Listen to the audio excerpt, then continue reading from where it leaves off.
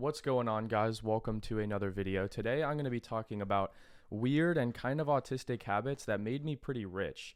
So here's me, but replace the pencils and the papers with just a bunch of money in motion because we make money out here, guys. So this is you now, okay? You're all stressed out. You don't know what to do with your life. I don't know. You're, I guess, Andrew Tate in a shower.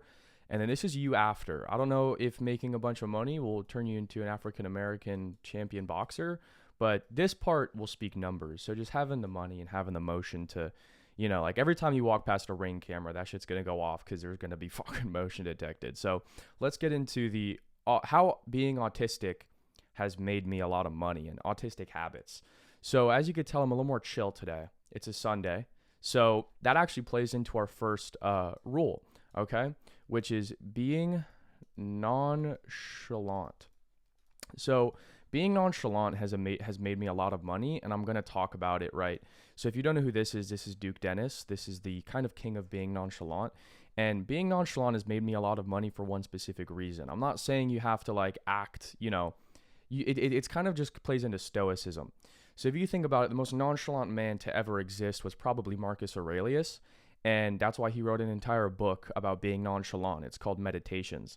So if you think about it, the modern day Marcus Aurelius, the closest thing that we do have is the man right here, Duke Dennis. So essentially what I mean by being nonchalant is just looking at everything through a data and analytical perspective, right? So a lot of people, when they make money or they have a business problem come up, right?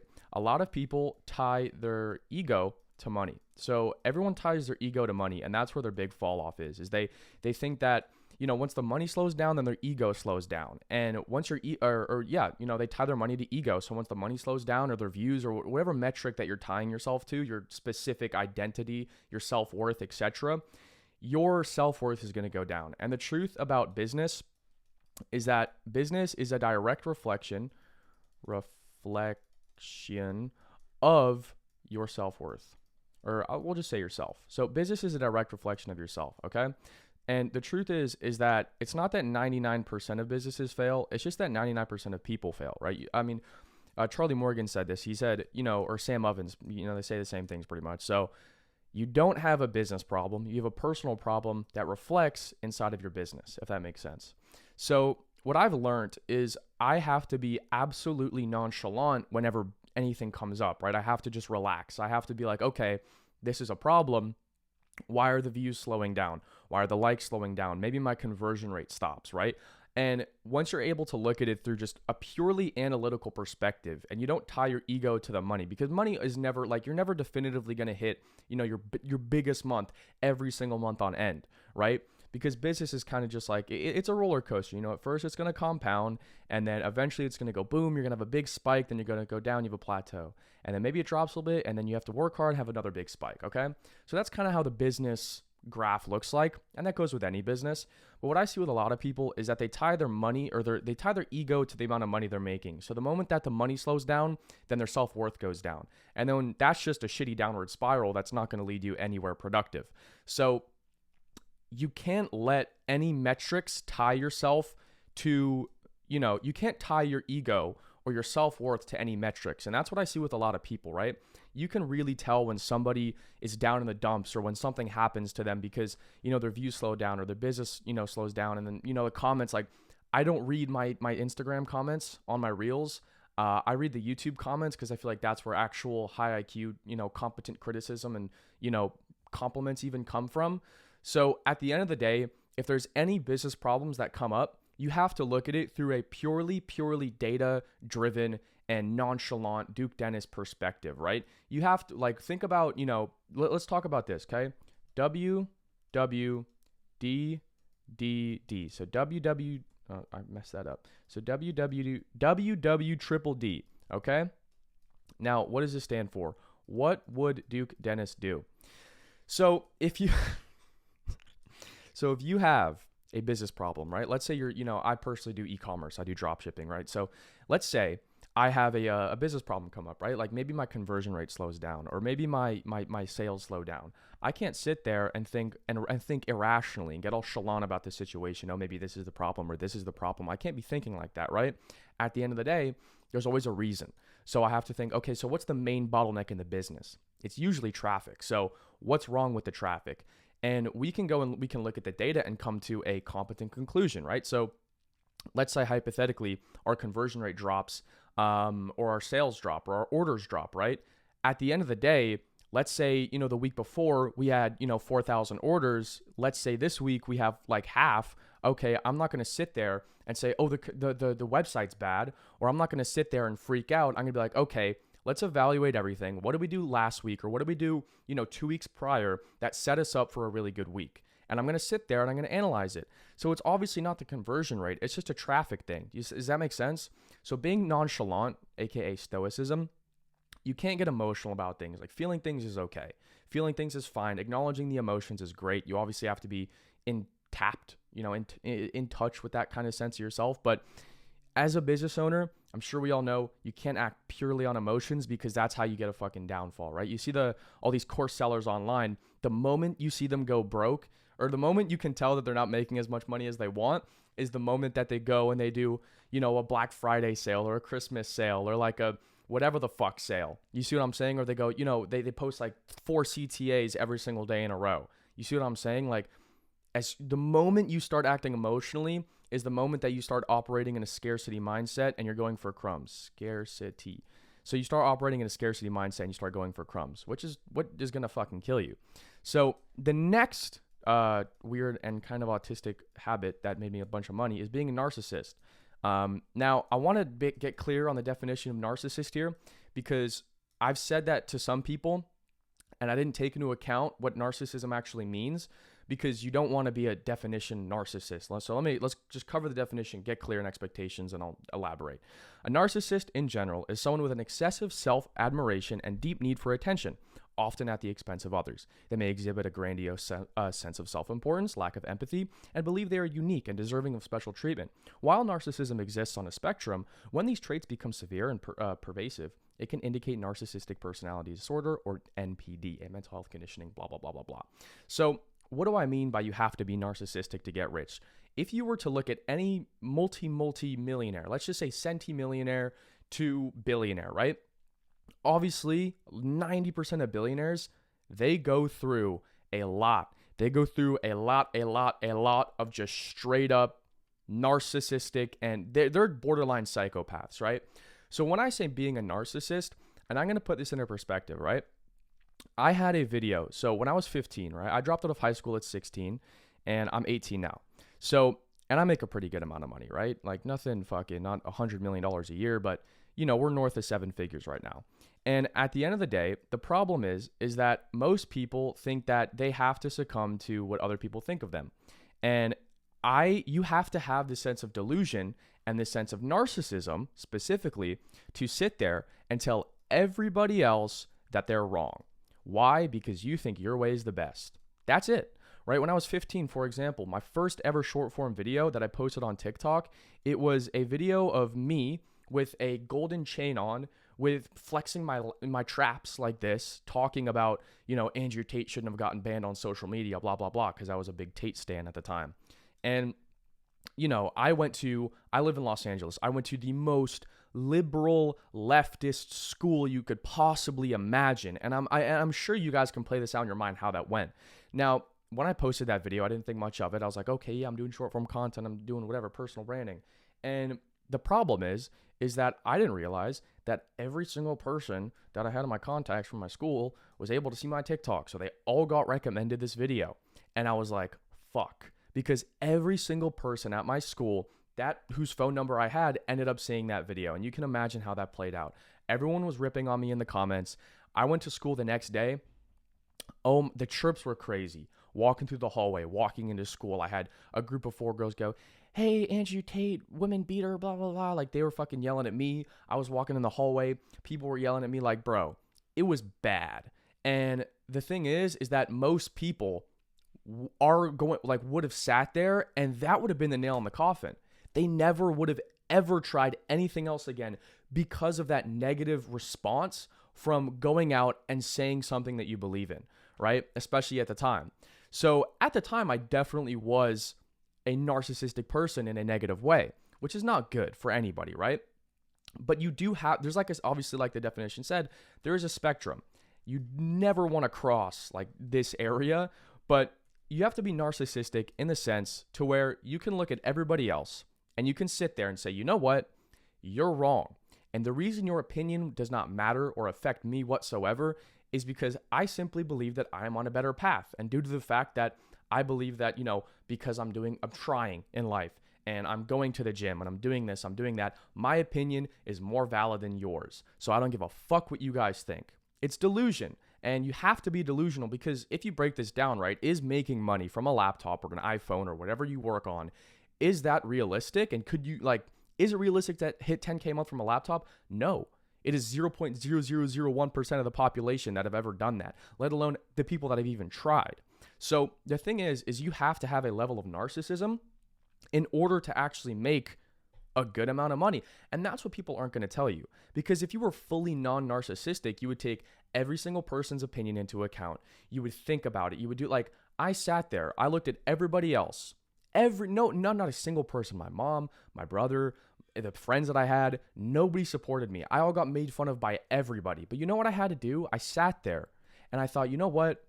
I'm better than these people. I don't care what they have to fucking say about me. I don't care about their opinions. I'm on the right fucking path and I'm right. And obviously, clearly it worked out.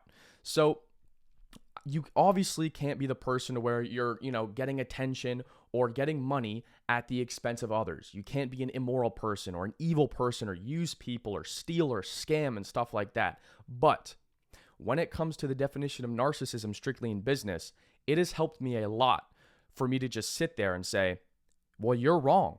And I think my way is the better way of going about things. Let's cover the definition again. Excessive self-admiration, self-improvement.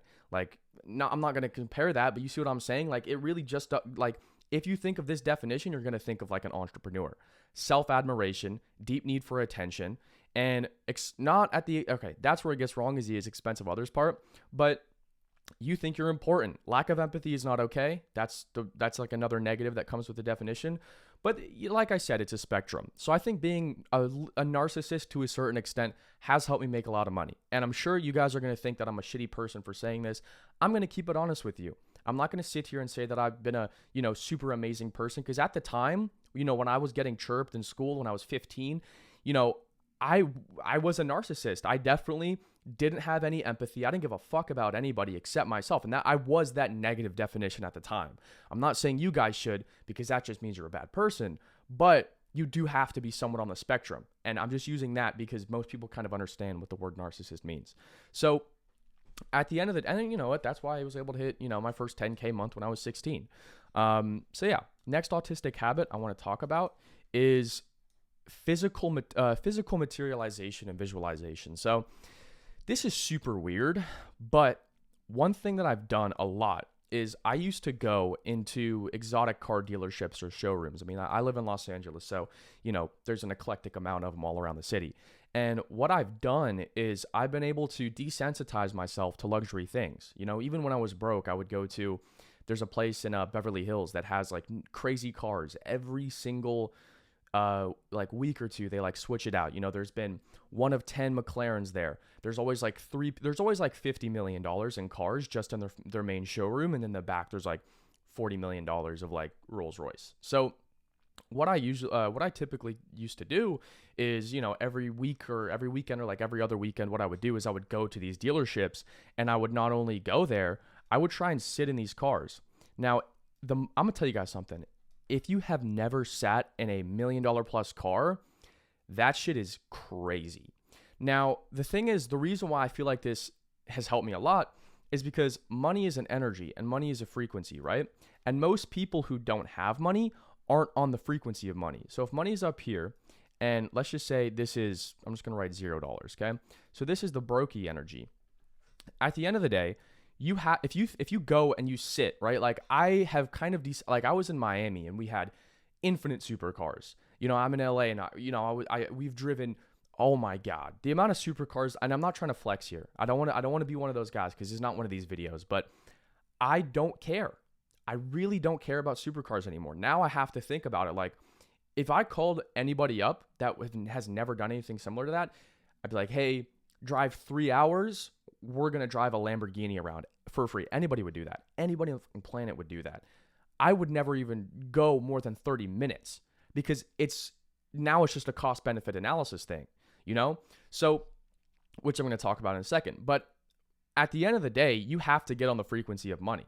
So the moment you go and you sit in these cars, right? If you were to drive a McLaren tomorrow, you would not, you would not drift that shit.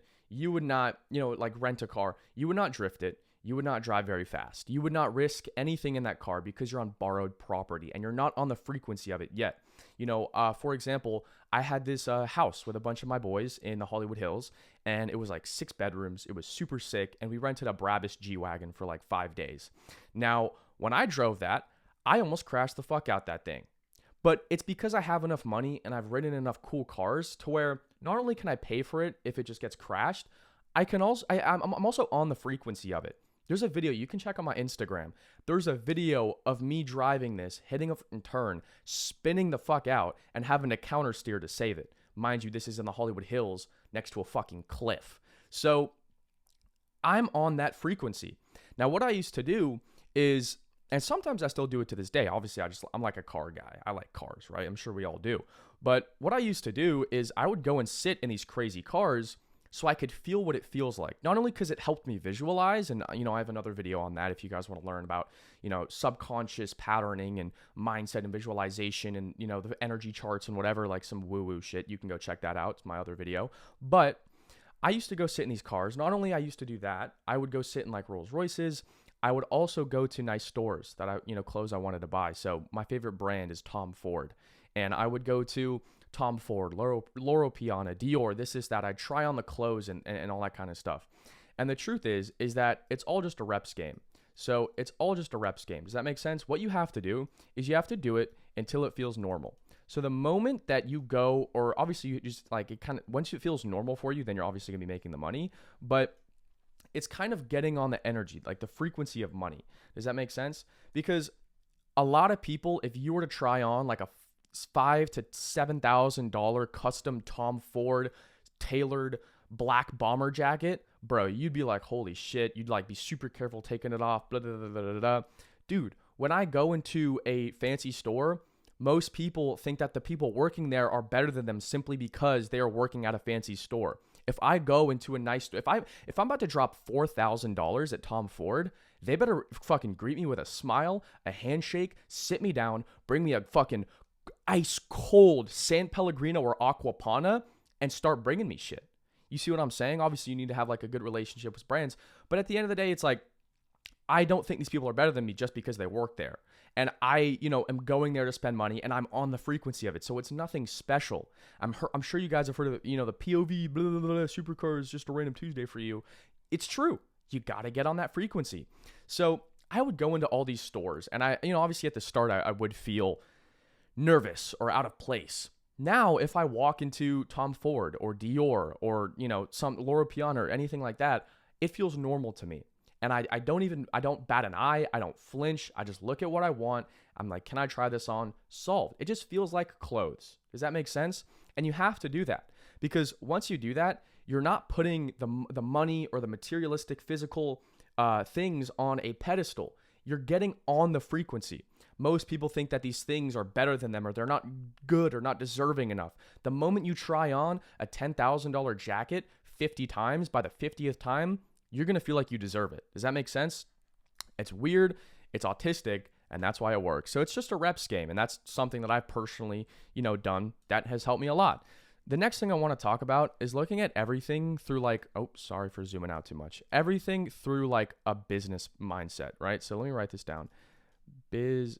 Where'd it go? Okay, business mindset. So I look at like 90% of things through a business mindset. And that's kind of what I was talking about, right? Everything that and this is going to play into 2 autistic habits, right?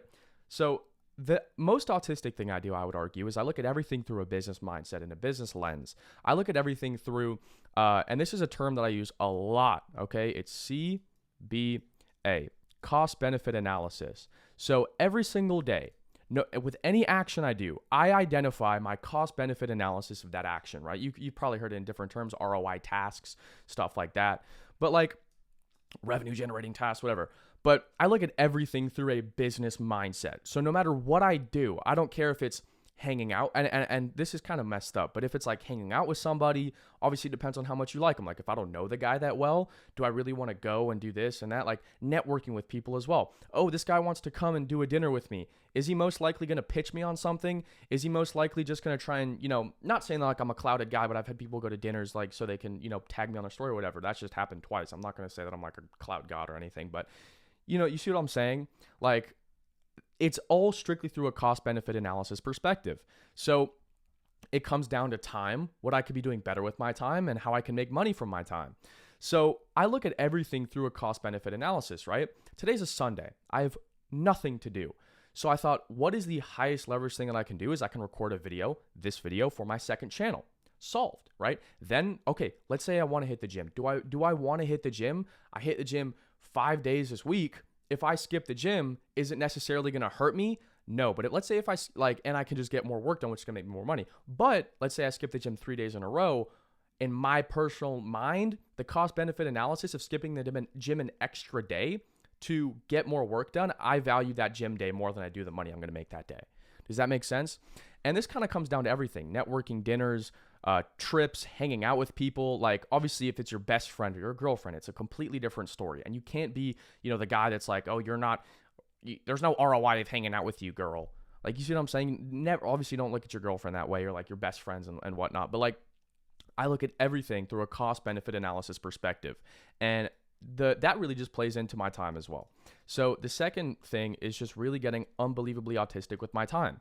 I break down every hour of my day to what I'm going to be doing. And big thing for me has just been ordering food, right? Ordering food. So I order food probably 2 to 3 times a day. I never cook. The only thing that I'll ever cook is probably a cup of coffee and a fucking coffee machine. I don't touch the stove. I don't. I think it's a waste of time. I think you can just get food, like better tasting food that you don't have to put time into. And it's like $30. I probably spend $60 a day on ordering food. It's either Chipotle or Sweet Green. Sweet Green is goated. The macros on that are crazy. I'm not going to get into that. But if you know me, if you've ever lived with me, bro, you know I fucking love Sweet Green. So I can actually drop my Sweet Green order if you guys want. If you guys genuinely want my Sweet Green order, comment in or do a comment. I'll give you the entire thing. It's like $33 that I deliver to my house every day. So ordering food and getting autistic about my time, this plays into a cost-benefit analysis mindset, right? I look at absolutely everything through how is this going to make me more money? Why? Like if you think about this, right? If I could be recording a business, or if I could be recording YouTube videos or Instagram videos, or if I could be sitting down with a team and having team calls, or making a copy or whatever the fuck, right? Higher leverage tasks. It's all leverage. What can I leverage, right? How can I leverage my time and do this and that? Why the fuck on God's green earth would I cook? Why would I go? You see what I'm saying? And this also comes into or Ubering everywhere. So it's like 90%, like, why would you drive places? If I'm traveling, why would I rent a car unless I'm doing like a supercar rally in France or something? Why would I rent a car? Because I can be in the back texting people I need to text. I wake up every morning to 100+ notifications on my phone. Every single morning. I got shit to do. I got people to fucking talk to. You see what I'm saying? And that's not in like an ego-y way, but ordering food, ordering Ubers so I can do shit in the back of them, take a call, whatever. Like, I've gone so autistic about my time, it's unbelievably funny. Like, it's not even funny. So if you're laughing, don't fucking laugh because it's not fucking funny. I've gone so autistic about my time. So I look at practically everything through a business lens, and I kind of think every hour and every action of my day, what is the cost benefit analysis of doing this? Does that make sense? So next thing I want to talk about is, what else do I got? I guess I'm chronically online, being chronically online, and then being chalant.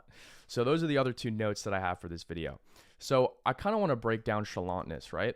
So chalantness, that's the second part. There's a spectrum of chalantness, okay? And and how far you are on the spectrum of being chalant comes down to the situation, right? So sometimes you have to be completely nonchalant and sometimes you have to be completely chalant. It really just comes down to the situation. So when I talk about being chalant, it comes down to when I'm talking to people, right? Learning how to articulate yourself properly.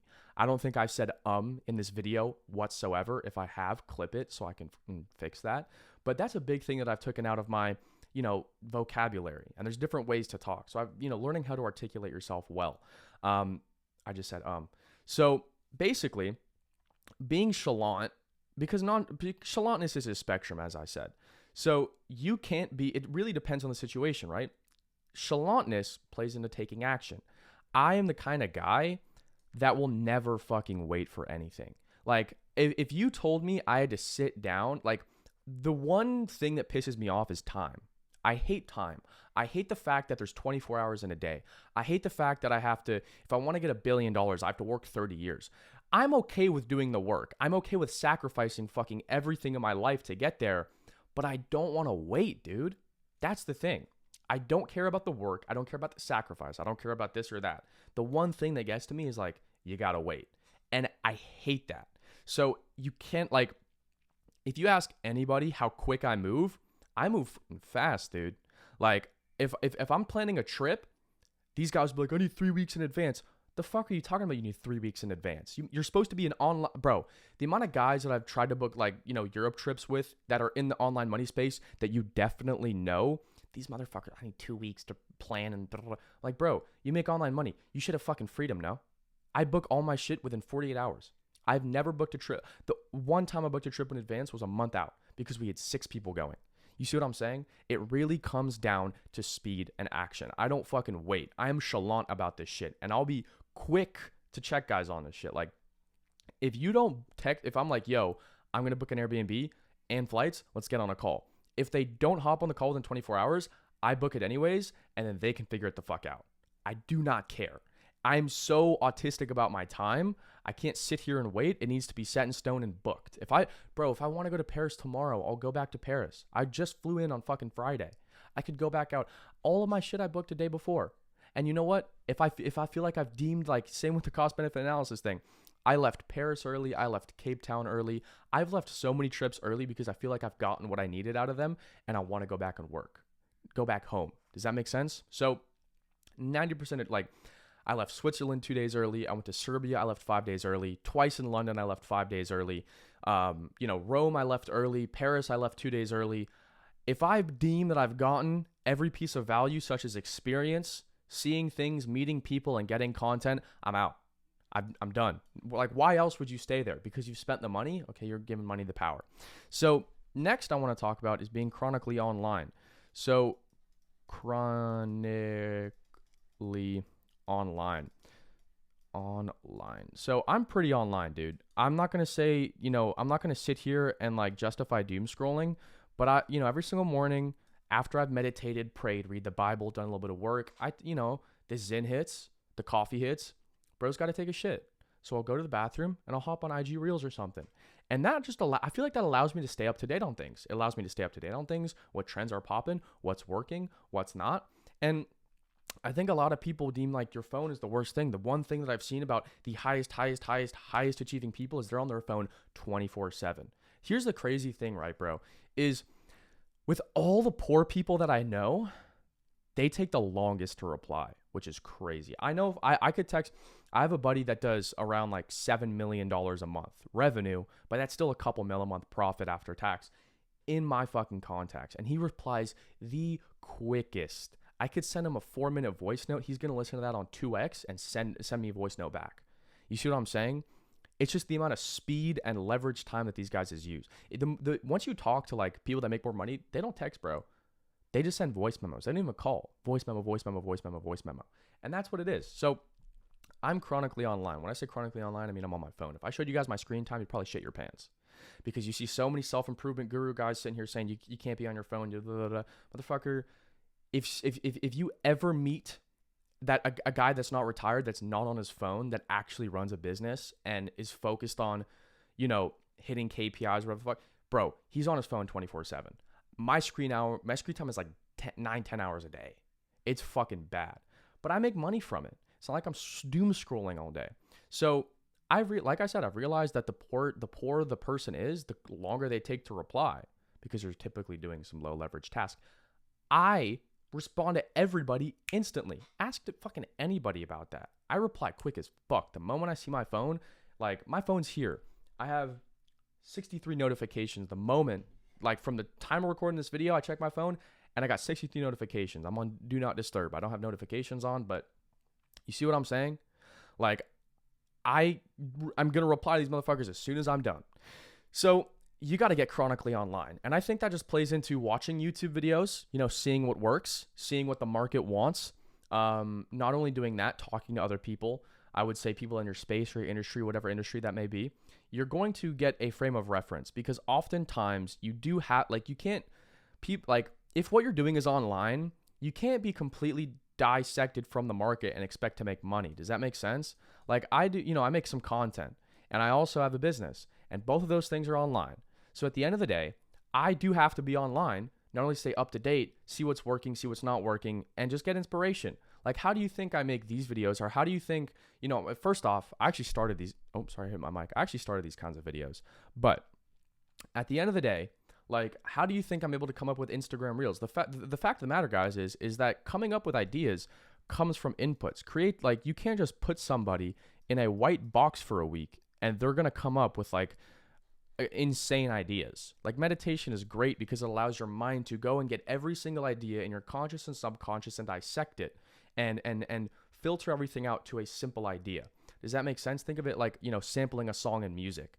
So that's what it is. You have to be taking things in.